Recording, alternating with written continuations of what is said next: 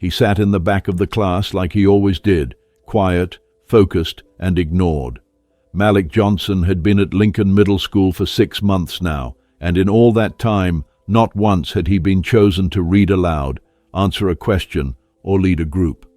Other students came and went in the spotlight, but Malik, it was like he didn't exist, except he did. He existed in the glances, in the whispers, in the way Ms. Whitaker's eyes always seemed to glide over him like he wasn't even there.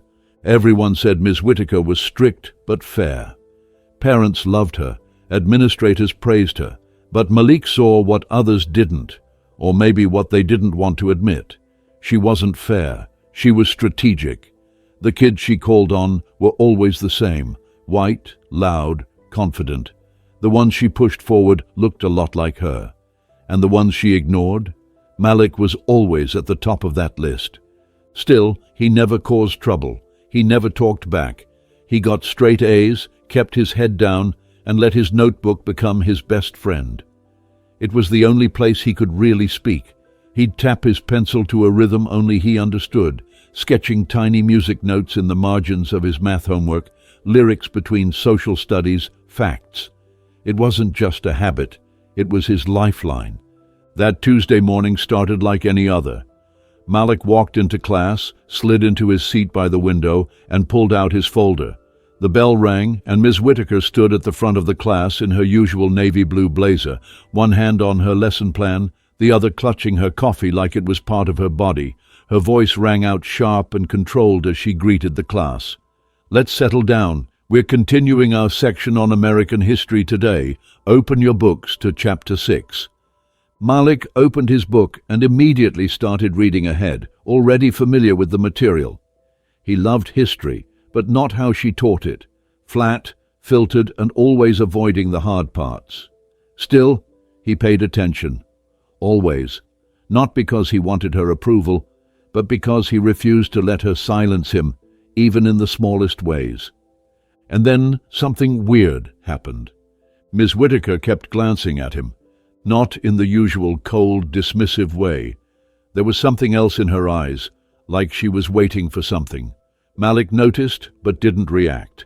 He kept reading, kept tapping that soft rhythm with his pencil, but the feeling stayed, that strange weight of attention, like a storm you could feel in your chest before it ever broke open. The class moved on. The same kids raised their hands. The same voices filled the air.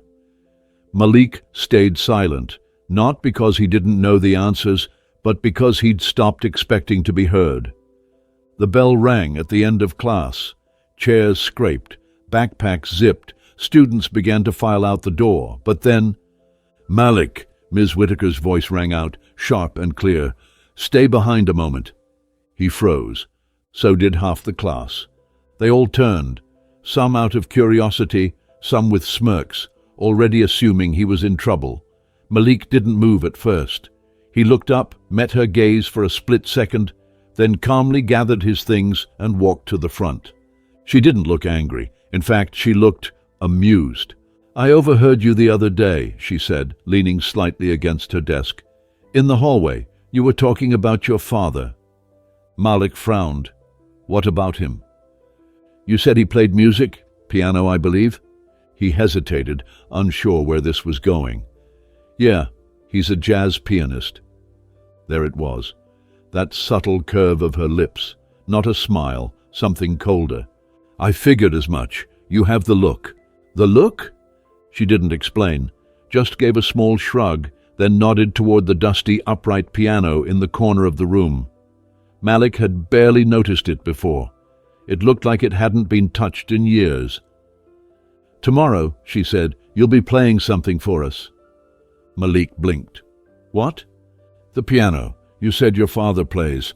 I'm sure you've picked up a few things. Consider it a little showcase." "I never said I'm sure it'll be fine," she cut in, her voice dipped in sugar but dripping with condescension. "We have a few minutes after tomorrow's lesson. It'll be a lovely break." Malik felt the chill under her words. She wasn't curious. She wasn't interested in his talent. She wanted to put him on display, a little show-and-tell moment, something to laugh about after. She wanted him to fail. He nodded slowly, jaw tight. "All right." Her smile widened, but her eyes never softened. "Excellent. We'll all be looking forward to it." As he turned to leave, she added just loud enough for him and a few lingering students to hear, "Let's hope talent runs in the family." Malik walked out without a word, his heart pounding, not from fear, but from fire. He knew exactly what she was doing, and she had no idea what she had just set in motion. That night, Malik couldn't sleep. He lay in bed, staring at the cracked ceiling of his room, the faint sound of a car passing outside, his fingers lightly moving across his blanket like they were brushing piano keys. Every detail of what had happened played on a loop in his mind: Miss Whittaker's voice, her smirk, the quiet laughter from the students who had overheard her, and that piano, that old, unused piano she wanted him to humiliate himself on. He could hear her voice over and over. "Let's hope talent runs in the family." She didn't say it to encourage him.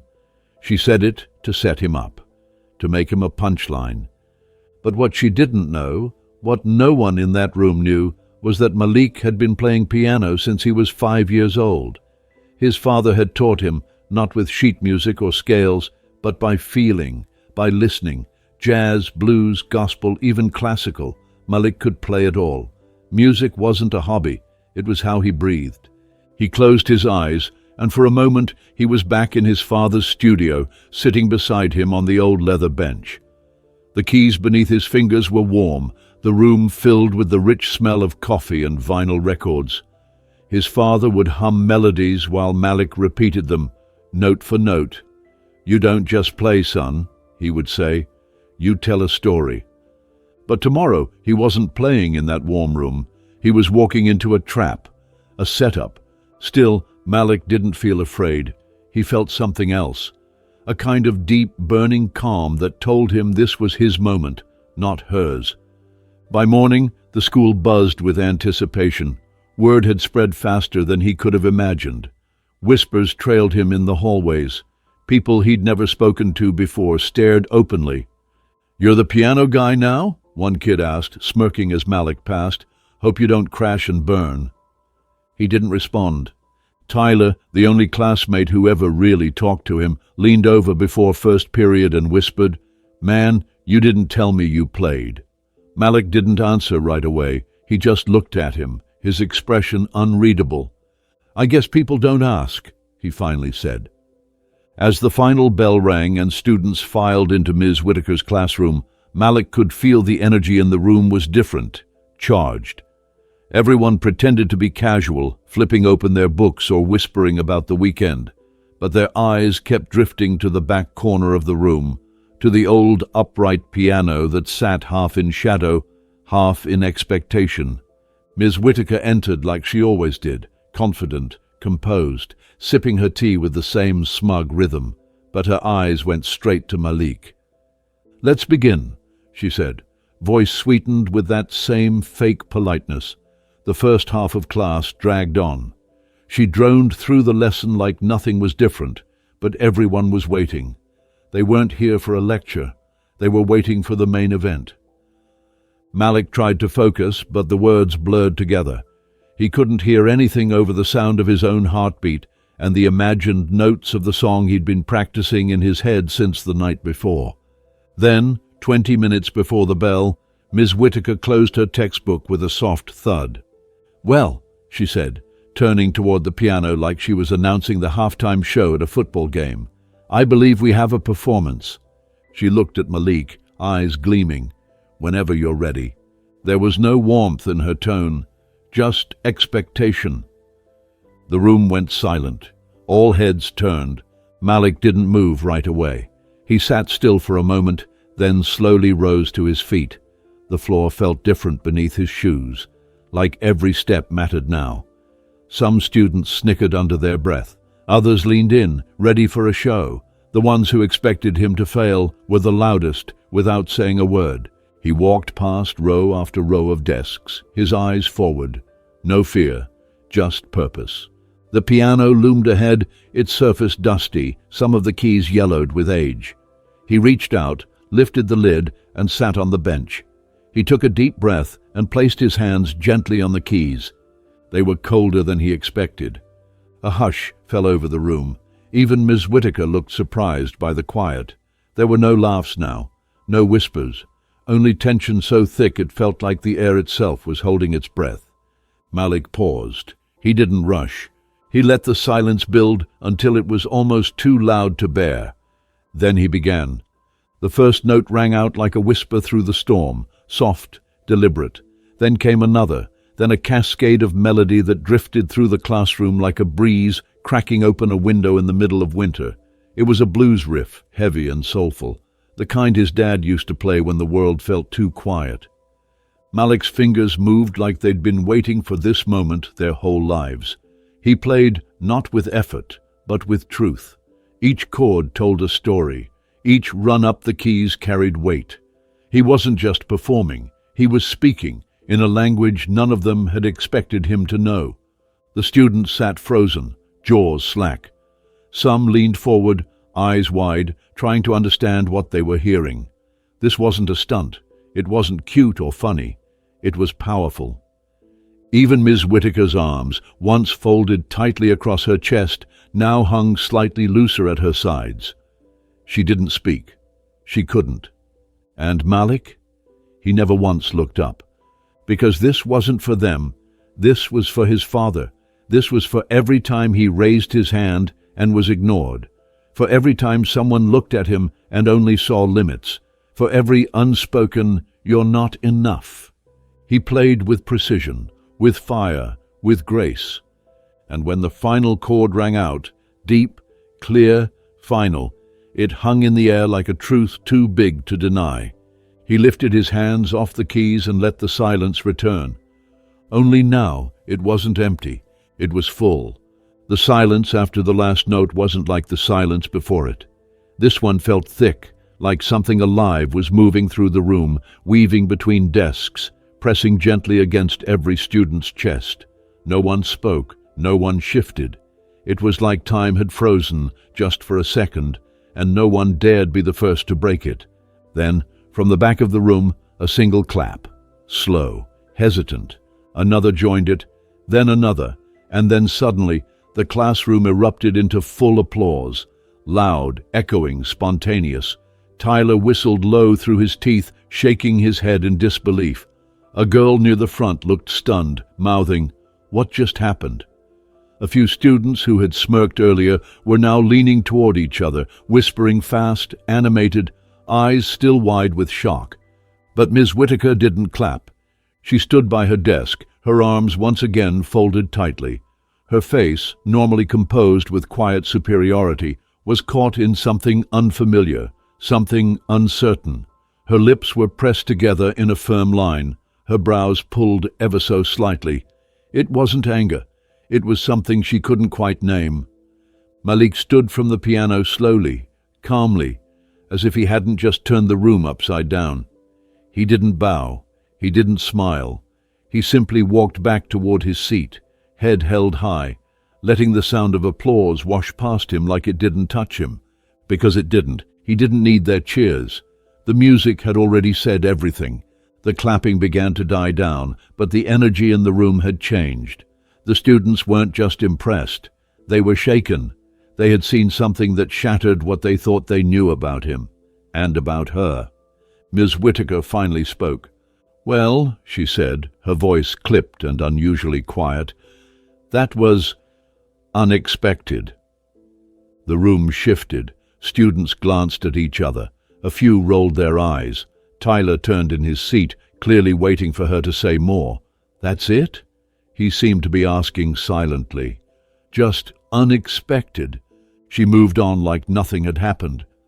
"Let's return to our lesson," she said, opening her book as if she could bury what had just taken place under a pile of textbook pages. But no one moved. Malik sat down, but he could feel the stares, not mocking now, but curious, even respectful. Tyler leaned over and whispered, "Bro, where the hell did that come from?" Malik didn't answer. He just shook his head slightly and let the moment hang. And then it happened. Brandon, the kid who always had something to say, spoke up, loud enough for everyone to hear. "That's it?" Miss Whitaker's head snapped up. "Excuse me? You're not even going to say anything?" he said, arms crossed. "He just played like someone you'd see on stage or something, and you're just acting like it didn't even happen." A few heads nodded. A ripple of agreement moved through the room. Ms. Whitaker's mouth tightened. "This is a classroom, not a concert hall." Malik felt the sting of that, sharp, deliberate, but he didn't let it sit. "You didn't think I could play," he said, loud enough to slice through the quiet. The class turned toward him again, eyes bouncing between him and her like a tennis match. Ms. Whitaker blinked as if caught off guard.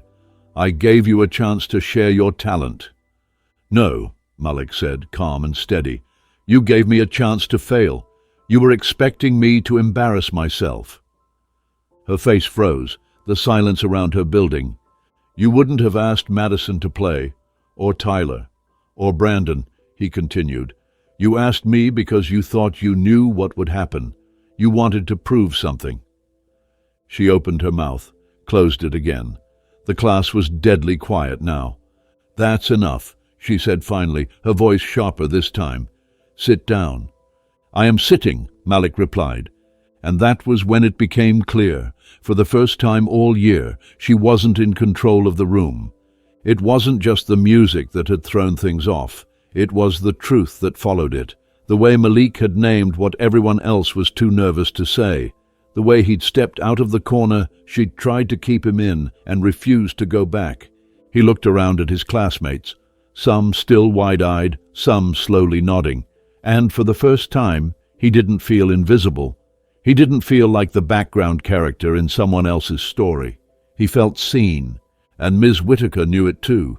She tried to regain control. She opened her planner, cleared her throat, started speaking again, something about the Revolutionary War, something forgettable, but it didn't land. No one was listening the same way anymore, because the lesson everyone had just witnessed didn't come from a textbook. It came from the kid she tried to humiliate, and who answered her with something she couldn't control, his talent, his voice, and the truth. The rest of the class felt like walking through a fog.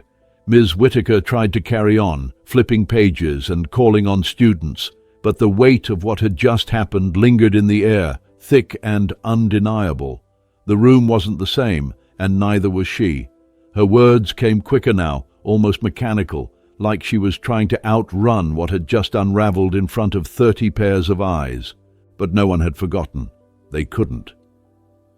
Malik sat still at his desk, not taking notes, not looking up. He could feel it, the shift. The invisible wall that had always stood between him and the rest of the class was gone. Or maybe it had been shattered, note by note, chord by chord, right in front of everyone. And now they were looking at him differently, some with curiosity, some with admiration, some with guilt. Tyler tapped his pen lightly on the desk, leaned over and whispered, "Man, I knew you were cool, but that."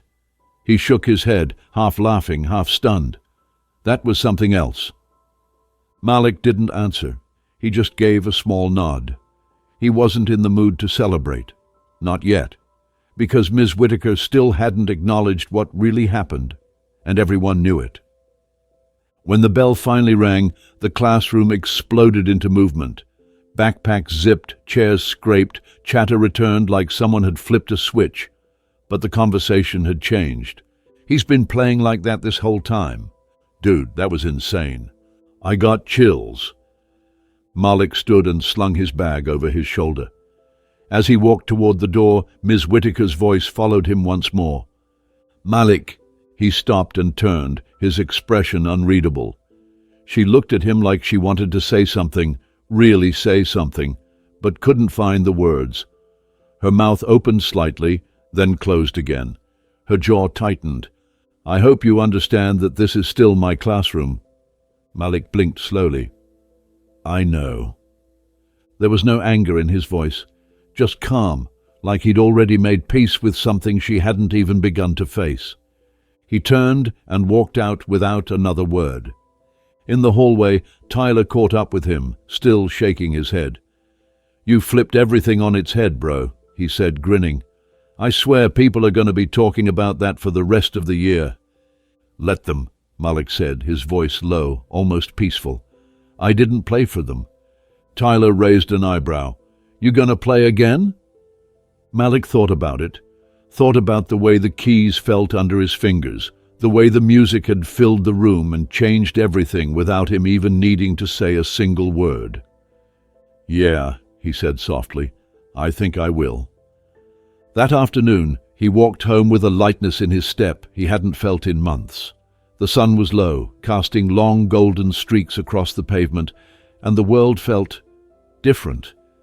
Not because the people around him had changed, but because he had stopped waiting for them to. When he reached the corner store on 14th, Mr. Edwards, the old man who owned it, looked up from behind the counter with a small grin. "You look like a kid who just made history." Malik chuckled under his breath, something like that. By the time he got home, the smell of catfish and collard greens wafted out from the kitchen. His mom stood at the stove, humming one of her favorite gospel songs, flipping something in the skillet. "You're home late," she said without turning. Malik dropped his bag by the door and slid into a seat at the kitchen table. "Yeah," he said. "Had a long day." "Good or bad?" He paused, thought about it. "Good. Really good." His mom turned around, her expression softening. "You want to talk about it?" So he did. He told her everything. The setup, the stairs, the challenge, the way he walked to that piano like it might burn him, the way the room held its breath, the sound of that last note lingering like it meant more than anyone realized.